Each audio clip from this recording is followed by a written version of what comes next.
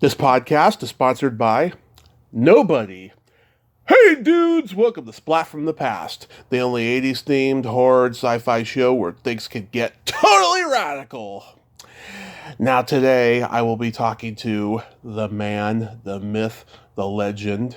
I will be talking to William McNamara. William, of course, made his debut in Dario Argento's classic opera, which celebrates its 35th anniversary.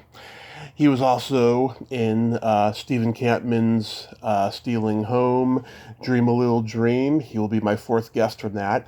He was on Richard Chamberlain's short-lived series Island Sun. He was in Peter Bogdanovich's Texasville, which was a sequel to The Last Picture Show. He was in Dennis Hopper's Chasers.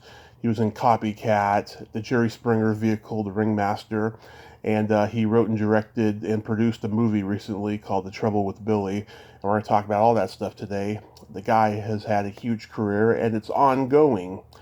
And I'd like to thank Greg Gilbert for setting this up. It's been a while coming, and it's going to be an honor to talk to him today. So, here is my interview with William McNamara.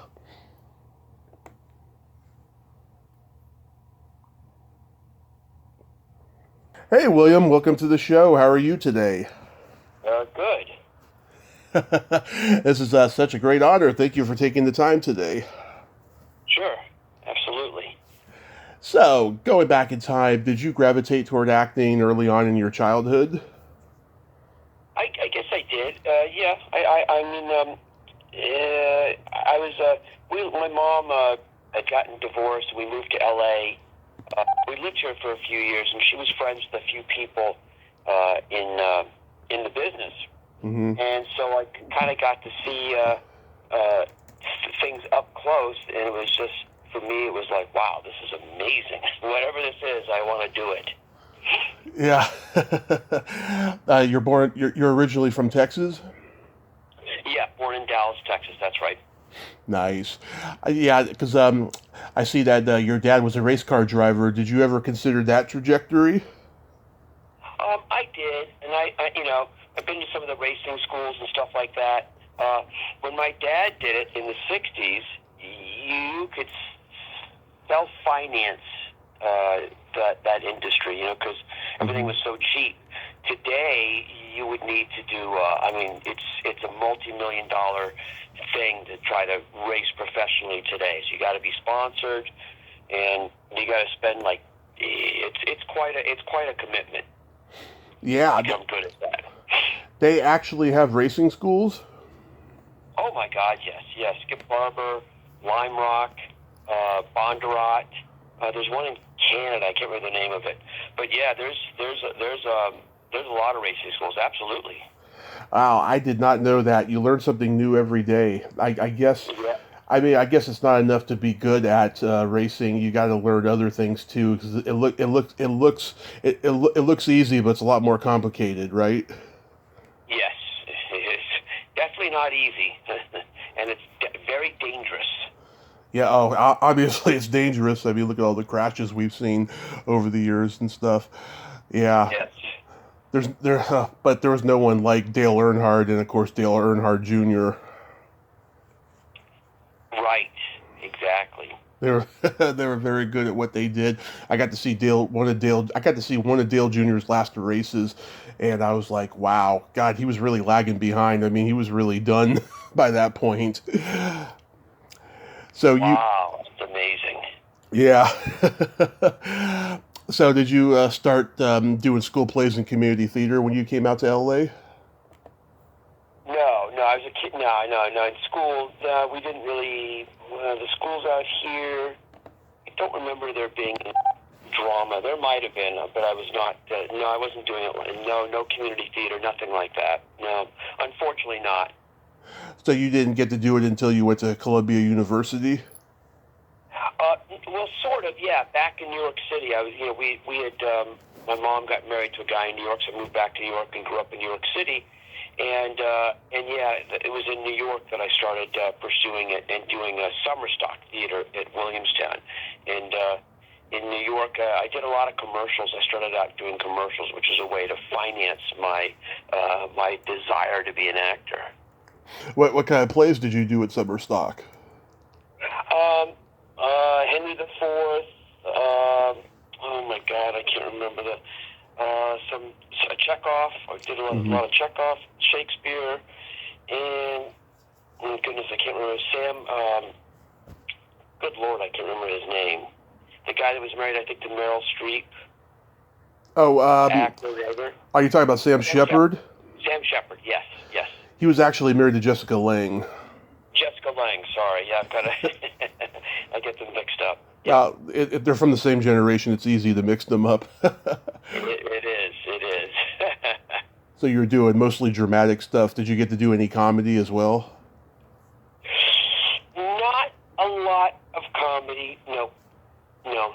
And that's kind of what I really wanted to do, but yeah, I didn't get to do a lot of comedy. Mm-hmm. So did you do any acting classes at Columbia?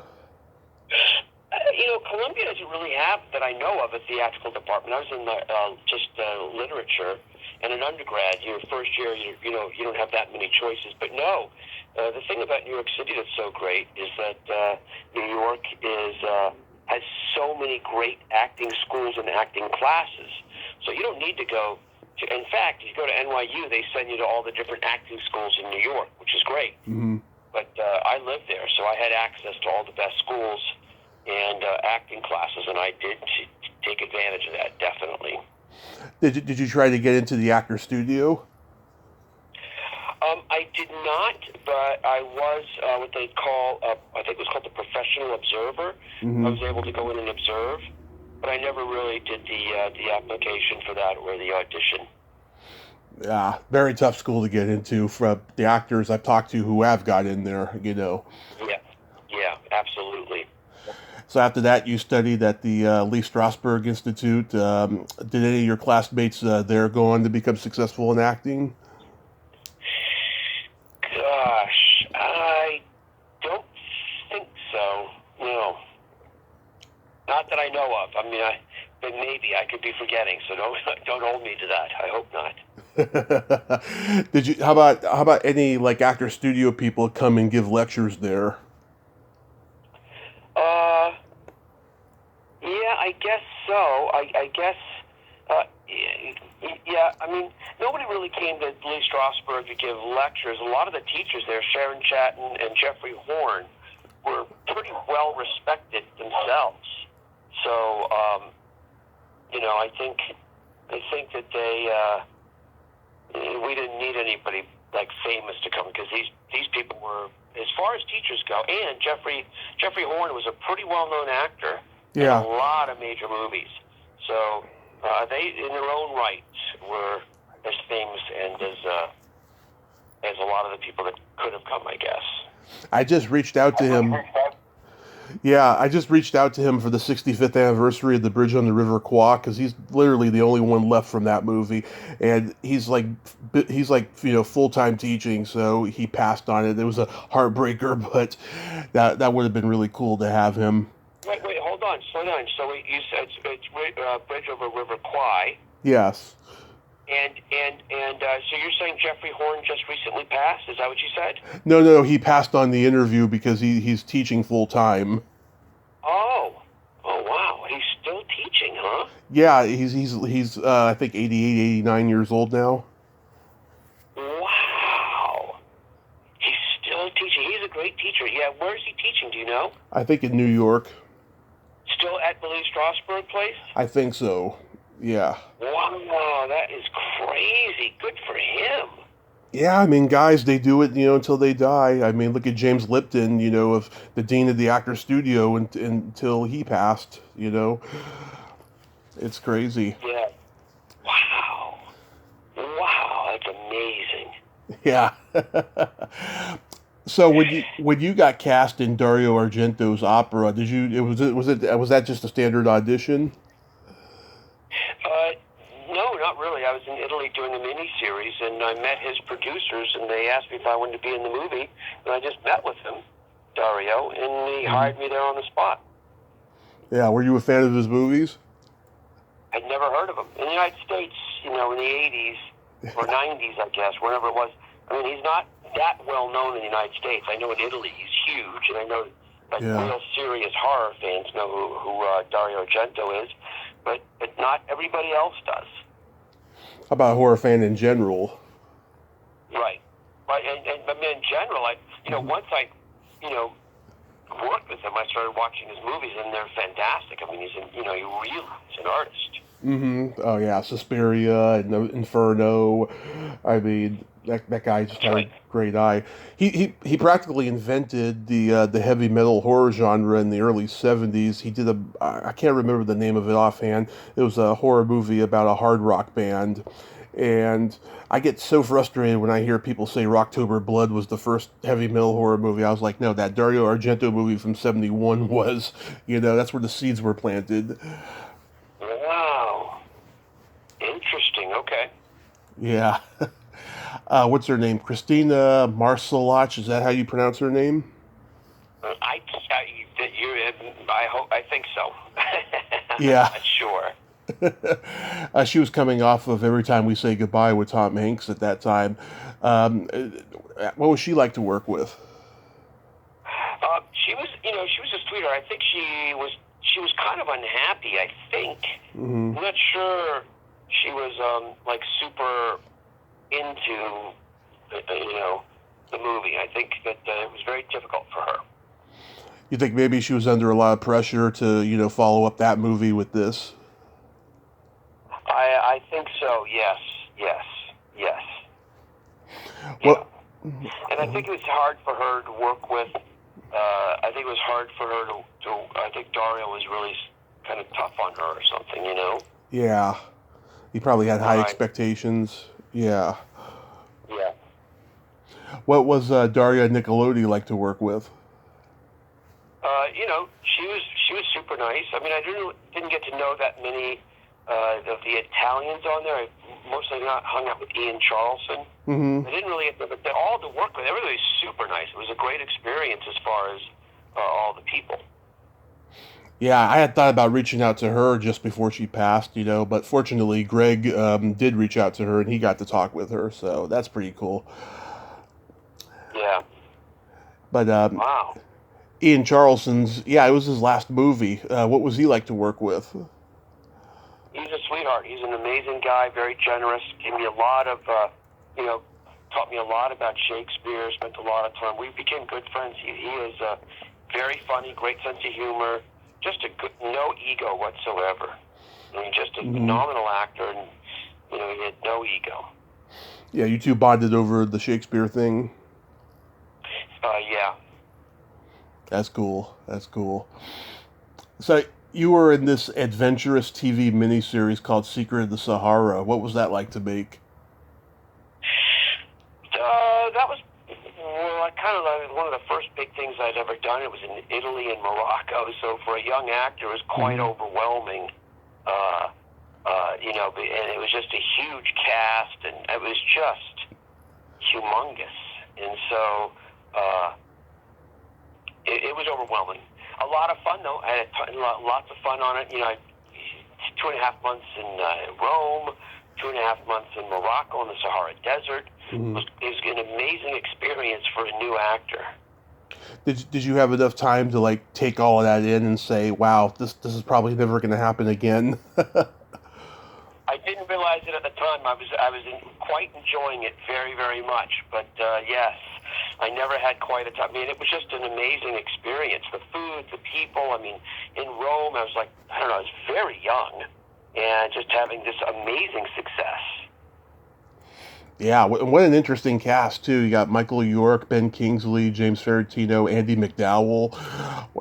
Does anything stand out about any of them? No, they were all great. Ben Kingsley gave me a lot of great wisdom. Michael York did as well. I became good friends with Andy. So it was a very solid, great experience for me, for young actors. It's like, oh my goodness, it's overwhelming, but at the same time, it's just incredible. Yeah, I read that Telly Savalas was originally cast, but he had to drop out in the last minute because of health reasons. Did you know that? I did not, no. Yeah, that's pretty cool. Wow. That's pretty cool though that he was almost cast. Yeah, that is. For what role? I think it was for maybe Kingsley's role or something. Oh, interesting. Okay. Yeah, yeah, yeah. Was it hard to go through customs to all those places and stuff because this was like post Cold War at the time. Uh, no, I don't remember having any problems in Italy or Morocco. No, absolutely not. In fact, way more difficult today to go to travel. Back then, there was no problems traveling. Oh, that's interesting. Yeah, because I know that some countries back in those days they had a lot of suspicion going on, because of the Cold War and stuff. Mainly in Russia and Germany, I think. Yeah, maybe. Yeah, definitely not Italy, and definitely not. And then we drove to the Cannes Film Festival Hmm. uh, from Italy. So we did the driving too on the Autobahn and all that stuff. It was fantastic. Awesome, awesome. I never saw this movie, but I respect the actor who directed it. It was called The Beat. Oh yes, yes, that's the first movie I ever did. Yeah, yeah. Um, I haven't seen it in years. I can't really remember too much about it, but it was fun. It was shooting in New York City, a low-budget independent film in New York, and that was my first movie, so it was extremely exciting. Paul Mones, of course, is the actor who directed it. What was he like to Yeah. work with? Oh, Paul Mones is great, man. He was a super great guy, and he gave me my first job. It's kind of crazy, you know. Hmm. So I gotta love him for that. He got me into the. He took my virginity. Yeah, your acting's virginity. That's right. He did. Yeah. Yeah, do Busy. you ever see him around? What's he up to? I have not seen him around because I think he lives on the East Coast, so I haven't spoken to him in many, many years. We Okay. stayed in touch for like the first 2 or 3 years after that, but that was kind of it. Yeah, I remember he was so good at playing bad guys, like in Walter Hill Streets of Fire and Tough Turf. He was just really, really bad in those movies, but he was so good at playing bad. That's right. That's right. Yes. Yeah. No kidding. I noticed Marcus Flanagan was in that. Of course, he's known for Biloxi Blues. What was he like to work with? It was. I think it was his first. I think it was all of our first movie except for John Savage. So I Yeah, think everybody on board. It was like our first experience. So, we had a tight bond because of it. And yeah, and so he was super talented. yeah. John Savage was a legend by that point with The Deer Hunter and The Onion Field. Oh my God! And Hair. Oh, that's right. He was in Hair. Yeah, it was one of my favorite movies of all time. When I was younger, was Hair, and The Deer Hunter is like can't beat that as far as the script, the actors, the acting. I mean, oh my God! Did you tell him you liked his work? Oh, of course. Mm-hmm. And was he receptive? Oh, he's super. He's an amazingly nice, egoless, no ego person. Oh, that's good. 'Cause some people you gotta be careful when you tell them how much you love their work. When you're working with them, because sometimes your favorite project of theirs is always the one that they don't like. That, that's right. That's I right. Exactly. so many people I've interviewed. I've liked projects that they didn't like, and they've told me real downer stories about it. And I'm like, God, I feel so bad for liking that. Yeah, Yes. it could it could be sad at times. So Yeah. so last summer I talked to Stephen Campman, and you were in Stealing Home, which is a very underrated movie. What was that experience like? That was like my first big movie, like the first real, thing. Big Warner Brothers, Jodie Foster, and the writing. I mean, everything about it. That again was just like a dream come true. Hmm. It was amazing. Yeah, what's Steve like as a director? He's fantastic. He's an amazing writer director. Both he and Will, they co-directed it, But Steve is, it's funny. He moved back east, and I think he got out of the film business. I think he's a teacher now at a school or something, right? The film or something. Did you talk to him? I did, yeah. Right now, he's hosting a podcast because he's helping people with a spiritual journey type of a thing, and he's struggling with a health issue right now. But I think he was teaching for a while, if I'm not mistaken. What's his health issue? It's somewhere on the lines of Parkinson's. Oh, you're kidding.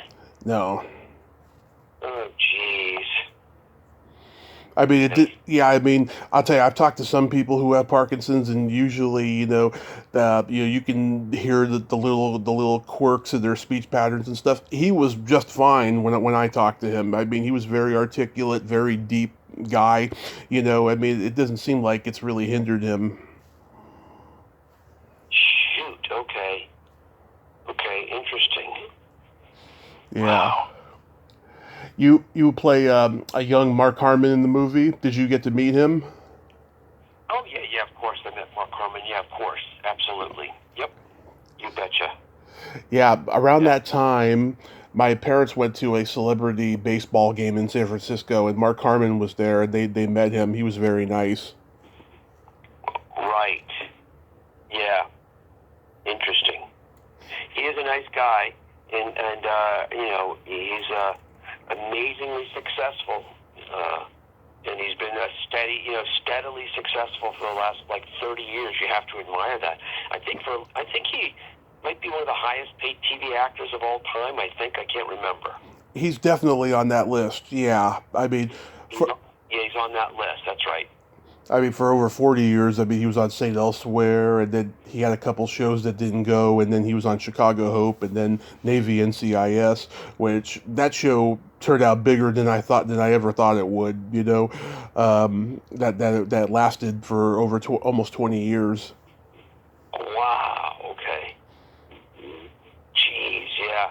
He's one of the guys. He's up there. Yeah. It's funny because he had just come off summer school, which made $100 million. Yeah. And so Stealing Home did not make. I think it made altogether 18 million. I can't remember. Not much. Yeah. And it was it underperformed. And I think the big mistake they made, I think they should have waited. I think they should have waited for Jodie's other movie to come out, The Accused, where she got the Academy Award. Right. And then they should have released Stealing Home, but they didn't. Yeah, and he also did the Presidio with Sean Connery at that time too. Oh, that's right. I didn't even think about that. That's right. Yeah, I thought they worked really well together in that movie. Yeah. So Stealing Home is one of the great ones. Boy, it was a great experience working with those people. Really was, Mm-hmm. Jonathan Silverman, did you bond with him? Yeah, another terrific guy. Yep, you betcha. You're my fourth guest from Dream a Little Dream. I've talked to Lala, Rhea, and on Monday I talked to Matt Adler. You did, or you're going to? I did. Last Monday I did. Oh, and where is he now? He's still in L.A., he does mostly voiceover stuff, yeah, I mean, he's a great guy. Wow, okay. Yeah, he actually taught me how to pronounce your name correctly because I pronounced it, McNamara. That's what I accidentally almost called it. Oh, that's funny. That's great. I'm sure you get that all the time. Yeah, of course. It's a tough name to pronounce. I don't know why, but apparently it is. I get it. What were the two Coreys like to work with? Both good guys. I mean, they were, back then they were kind of a little bit, they were young, had a lot of success. I think they were probably partying too much. Mm-hmm. And so I didn't become really good friends with them. I stayed in touch with both of them. I spoke to Corey Feldman about 2-3 months ago. Mm-hmm. And every time I would run into Haim when he was alive, we always had, it was always a good thing. So Haim was just a sweetheart of a kid, you know. Yeah. I caught up with the wrong stuff and just couldn't let it go. Yeah, Matt told me, Haim could get annoying, but Feldman could get more annoying because they were just always, pranksters and just, getting into mischief. That's right. Yes. That's right. Yeah. What was Meredith Salinger like? Another sweetheart, a really, very talented, very beautiful, no ego. Mm-hmm. She is a great girl. It's been years since I've seen her. Mm-hmm. She's a real class act. She heard my interview with Lala when I tagged her in it on Twitter, and she liked it. She was very complimentary. Oh, fantastic! Yeah, I like screenshot it and everything. I was like, oh my god, that's so awesome that she liked it. How was working with Lala? Another sweetheart. They were all really good people. They're all really nice people. It's rare that you come across, in this business, you hear all the stories about these crazy people. I rarely come across anybody. And Lala is so beautiful and yeah, she's a great actress. Yeah, and she's been very supportive of me too, and she's just an awesome person. Yeah, she really is. And, I have to agree with you on that. Yeah, and Rhea, she's a force of nature. Yeah, she really is. Yeah, for a long time, was it Rhea and Matt? Weren't they married or? Yeah, they were married for a little while. Yeah. Okay. Did you get to spend any time with any of the legends like Harry Dean Stanton and Jason Robards and Piper Laurie?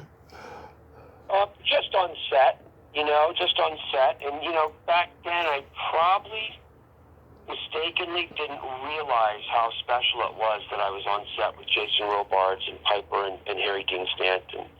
So I didn't take advantage of being around them. I wish, I realized I was just younger back then.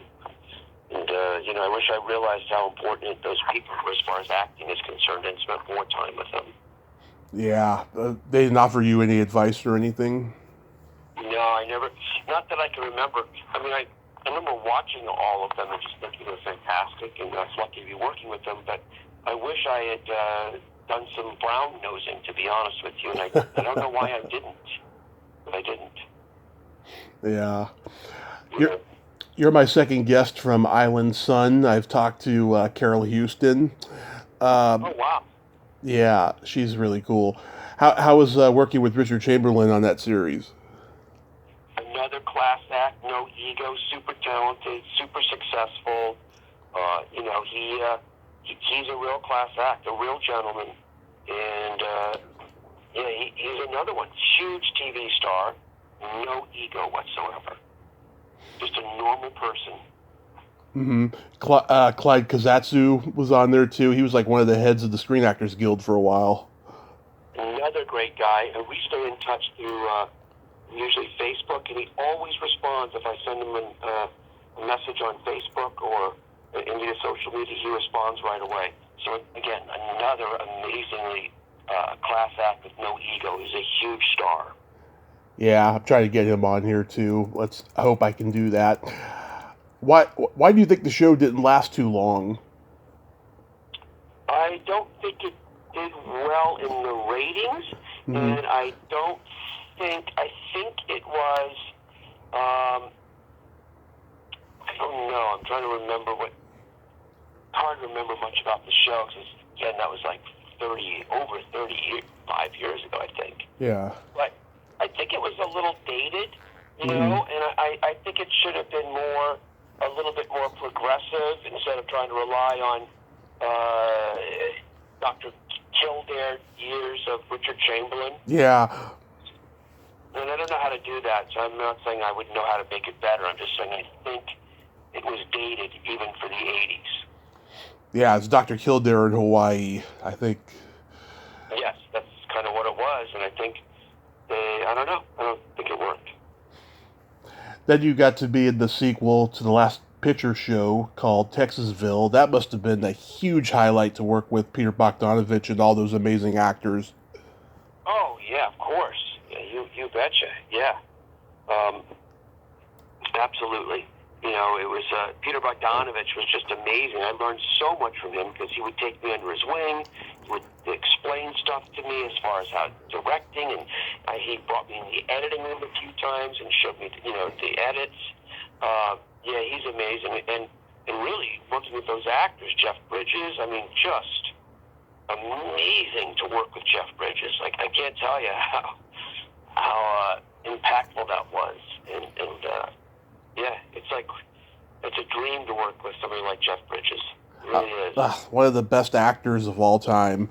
And All time. I was so happy when he finally won the Oscar, because the guy had all these nominated performances for all great performances, and finally he was recognized. I was thinking, maybe he wasn't going to win an actual Oscar, that maybe he would get an honorary one someday, and he could still get one, but I was very happy that he actually did get to win. Right.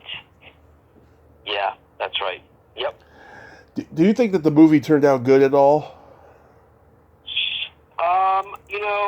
It seemed like a little slow. Mm-hmm. And I think some of the issues were when Mercury wrote Last Picture Show, it was a little dime store novel, short novel too, like fairly short. And because of its success, he wrote the follow-up book, Texasville. And I remember I read it in preparation for the part, and it was the size of the phone book. It was quite a long book. So I think there was so much that Peter Bogdanovich tried to cover, from the book, that took away from the pacing of the film. And I think the pacing was a little bit slow. And again, Last Picture Show came out in a time where, people had more of an attention span. And I think that Texasville was a little slow. But I can't remember the guy's name. I wish maybe it'll come to me. There is a very well-known film critic, and he's a real film critic. Doesn't do 3 paragraphs for a newspaper. He does 8 or 9, 10-page in-depth analysis of films for Screenwriter and the major film and television magazines. And I ran into him at a film festival, and I said, "Oh my God, William McNamara." I'm like, "Yes." He goes, "You're in my favorite movie ever." And I'm like, "Oh, Copycat?" And he goes, "Oh, no." That's what people usually say, Copycat or Stealing Home. So I thought I'd just take a guess. And so he said, no. In fact, Texasville. And I'm like, "Wow, really?" And he goes, "Oh, yes." And he gave me this deep explanation why it was such a great movie. And he did some great review of it. It's one of those magazines. I've never read the review, but interestingly enough, some people thought it was great. And of course, it's Peter Bogdanovich, so I think if you do a deep dive on the movie, there's probably a lot there for serious cinephiles. Yeah, and also too, Columbia was in a weird turnaround during that period, because they were starting to merge with independent film companies like Nelson and the Weintraub Company and New Line and 21st Century Films, and there was a lot of weirdness going on, and the movies were not doing that well. That's right. Yep. Yeah, that's right. And then you worked with Beau Bridges on The Wildflower. I did. Another great guy and a great actor. Equally as good as his brother. Different, but equally as good. Yeah. And it got to be directed by Diane Keaton. What's she like as a director? She's phenomenal. Mm-hmm. And she really knows her stuff. She's been around for a long time. She was very close with people like Al Pacino. She was close to Woody Allen. She was close to Warren Beatty. Right. Some of the greatest, talents in Hollywood. So she was been around so much greatness. No way it wouldn't rub off on her. Absolutely. And that was also Reese Witherspoon's first movie. What? Reese Witherspoon's first movie. No, she did something before. It might have come out before. She had done something Moon or something. She had done something before that. Oh, okay. Yeah. One of the early ones, at least. Yeah, one of the early ones for sure. Man over the Moon or something. Man on the Moon or something. I can't remember. Did she have a spark on set that would set the precedent for her being successful as she is? Oh yes, absolutely. You can watch her performance too in Wildflower. That'll tell you everything. Yeah, she was a absolute star in the making, without question. Nice. Then you were directed by Dennis Hopper in Chasers. How was that? Another guy that's been surrounded by greatness his whole life and career, and there's no way he couldn't be great. So Hopper was really, really great. Took me under his wing, same thing. Took me under his wing, and really, he spent a lot of time in directing me. Very detailed stuff. Very, very few directors, but again, Dennis Hopper, like Diane Keaton, they're both actors, so they know, and they know how to talk to an actor because they're an actor. Right. Tom Berenger, he was riding high at that time. He was a pretty big star. Oh my God, yes, no kidding. It was fantastic working with Tom. Just fantastic. That whole movie has legends.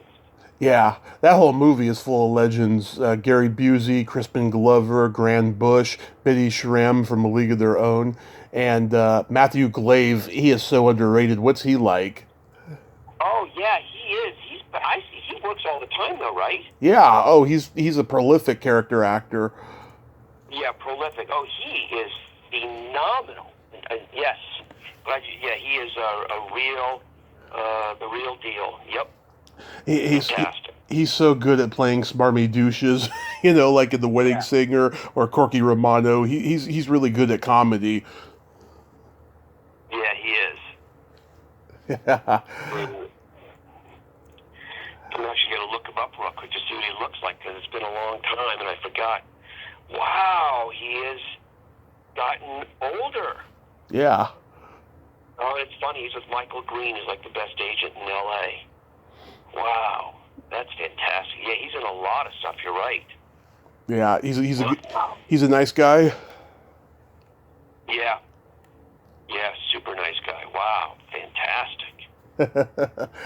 How was working with Sherilyn Fenn in the Elizabeth Taylor story? Yeah, fantastic. Wonderful, she's an amazing talent as well, and a sweetheart. And yeah, she was pretty much responsible for getting me that role. She's the one that brought my name up and told the network and the director and the producer that Billy McNamara should play Monty Clift. So I have to thank her for that. Yeah, I've met her twice. Once at a horror convention in Sacramento and once at a screening in San Francisco. And she was just so friendly and personable and very interesting, too.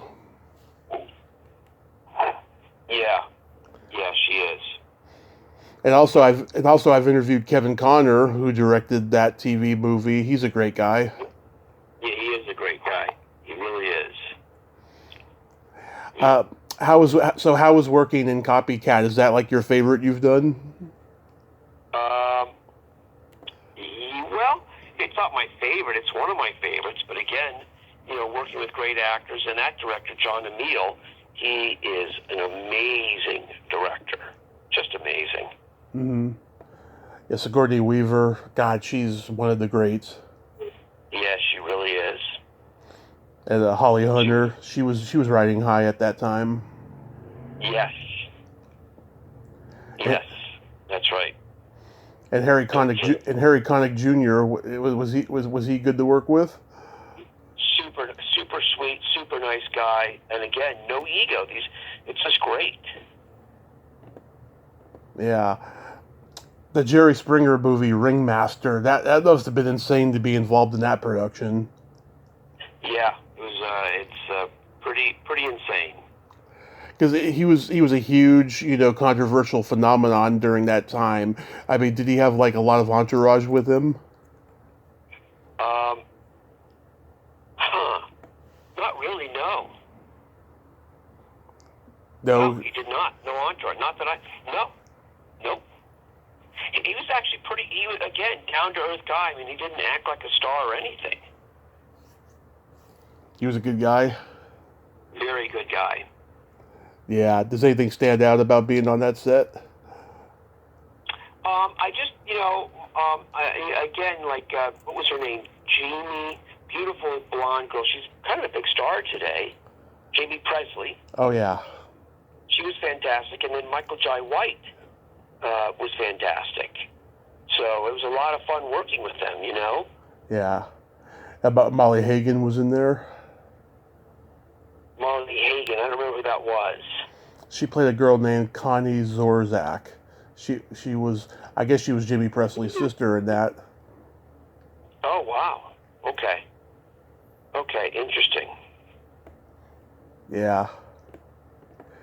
So you recently wrote, produced, and directed a film called The Trouble with Billy. What's the genesis of that? It's kind of a comical, funny look on sort of autobiographical, but very, very exaggerated. And even though it says based on a true story, I guess it is based on a true story, but it's very exaggerated. Mm-hmm. Is it available yet? No, it just got optioned as a series. Mm-hmm. And we just finished with it. They took the movie and cut it into the first 4 episodes, and we just literally finished shooting the 6 new episodes about 2 weeks ago. So now we're deep in post-production, and I'm guessing it's going to take months. Nice. Is writing, producing, directing something you had been wanting to do for a long time? Yes, absolutely, and I'm glad I did it. And it's getting better and better. Mm-hmm. You're going to do more? I hope so. Yeah. I hope so, yes. Have any directors, I mean, probably the ones you've worked with, any directors like influence you? Well, they all did, absolutely. I mean, you kind of learn by osmosis from all these directors. So, yes, absolutely. Yeah. I see on IMDb you got a lot of projects pending. What can you talk about, without, giving anything, too much away? Well, like which ones, for example? Let's see. Got like, let's see, there's one called Blowback. Blowback had a kind of a small role in. I do a cameo. Mm-hmm. I think I play a doctor in that. I do so many of these movies that I have a hard time keeping track of which one's which. Yeah. And again, yeah, did it say who the actors were in it? That'll usually jog my memory. Let's see. I've never heard of any of these people. Randy Couture. He's the Randy lead. Couture? Yeah. Huge, famous UFC fighter. Okay. I've done a bunch of movies with him. So who else? Cam Gidget. I can't even pronounce his name. His name is Cam. Oh yeah, he's like from a big movie. Isn't he from Twilight? Oh, probably. Yeah, he does look familiar. Yeah, he's pretty well known. He was like the star of Yes, and my scene is with him. Yep, that I do know. Timber Takacs directed it. He's the guy who directed The Gate. Oh, okay. Yeah, that's a horror movie from '87. I like that movie. Oh, okay. Yeah. Oh, okay, great. Let's see what else. There's also Life in Reverse. Life. Yeah, that should have come out a long time ago. I'm surprised that hasn't come out. Life in Reverse. That's interesting. I wonder what happened to that movie. It says it's completed, but it doesn't have a release date. Maybe that is bizarre. Yeah, well, you know how inaccurate IMDb is. Yeah, that's interesting. That was a great movie. We shot up in Northern California. It was a lot of fun. But yeah, I cannot. Interesting. Joe Estevez was in it. Yeah, exactly. Huh. very strange. Yeah. How about this Paper Empire series? Yeah, that's a great series shot in Miami. A lot of my friends are in that. My friend Mike Tadros is the exec producer, and it was originally based on a movie that I had done in like 1999 or something. And so, but they couldn't get all the actors back. I think some have passed away, so they ended up kind of spinning in a different direction. But yeah, I'm in at least 3 or 4 episodes of that, and it's that was done independently, and they sold it for a gigantic amount of money. Robert Davi, he's great. Yes, that's right. Denise Richards, Wesley Snipes is in a few episodes. Steve Guttenberg, wow, I gotta check this out. Yeah, yes. Good cast. Costas Mandylor, yeah, wow. That's correct. That is amazing. I was reading you're a huge Don Knotts fan. I love Don Knotts, yes. I just interviewed his daughter Karen. Oh, wow, you're kidding. Just a few months ago, yeah, she's got a book out about him. It's called Tied Up in Knots. Oh, great. Yeah. That is great. Yeah, what are your favorite Don Knotts roles? Well, Mayberry, RFD, I mean, I loved him in that show. You know, Barney Fife was just genius. He was just genius in that. Andy Griffith's show, yeah. Yeah. Yep. Yeah, I mean, I love, the incredible Mr. Libbit, and when he was Mr. Furley on Three's Company. Yes, yes. No, he's a master. He's one of the great ones. He really is, Yeah, I heard a story when Jim Carrey was playing the Grinch. There was a day where he just wasn't having a good day, and he was feeling down on himself. So Ron Howard, who was directing, called Don Knotts up to come to the set and cheer him up. And to this day, Jim Carrey, thanks him for that because that's one of his heroes too. Right. Wow. Yeah. Yep. In fact, he was interviewed for Karen's book. Jim Carrey. Yeah. Oh, wow, okay. I also love all the stuff he did with Tim Conway. Yeah. Yeah. Oh, that's fantastic. Yeah. Is there anything else upcoming that you could mention? Well, I mean, The Trouble with Billy has been turned into a series, and that's what I'm kind of focused on right now. I got to finish the post-production, which could take months because there's so much footage. Mm-hmm. So really focused on that. I might be doing a Western. I can't remember the name of it. Again, my memory's terrible. See if I have it posted up here. No, I don't. It's a Western, the end of August. Mm-hmm. Stephen Dorff is in it. Oh, nice. He was in The Gate. Yeah. He was the star of it. Oh, wow. Yeah. Yeah. Yeah. So, that is coming up fairly soon. End of August. So, yeah. Oh, I see you worked with David Dakota on Honeymoon in Paradise. Well, I've done a lot of stuff with David. I've done like 4 or 5 TV movies with him. Absolutely. I grew up on all those exploitation movies he made, with the late night TNA stuff that he did back in the 80s and 90s. Yeah, he's great. I met him one time at a horror convention. He's kind of a shy guy, but he was cool. Yeah, he's a shy guy. He is. He's done a lot of work. Dead Man's Hand. That's the name of the movie. Yeah, that guy's got he's got probably. That's Western. Yeah, he's got over 100 credits he's directed. That's just amazing. Not since Howard Hawks or John Ford has a director done over that many credits. That's right. No, he's done a lot. Absolutely. Yeah. Well, William, I want to thank you. Go ahead. Yeah, go ahead. Yeah, go ahead. I just wanted to thank you for coming on today, and this was a lot of fun. And I hope all these projects are hugely successful, and that you have a great summer. Thank you very much. I appreciate it. It was a lot of fun. Thank you so much. You have a great day. Be safe. All right, you too. All right.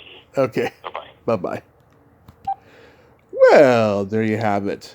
William McNamara. Ain't he a cool dude? A nice guy, huh? Yeah, he's got great anecdotes there, and I hope his projects continue to be successful, because he is the real deal. Well, until next time, this is Tommy Throwback Kovac saying there's no shame in living in the past, because the present sucks. Later, dudes.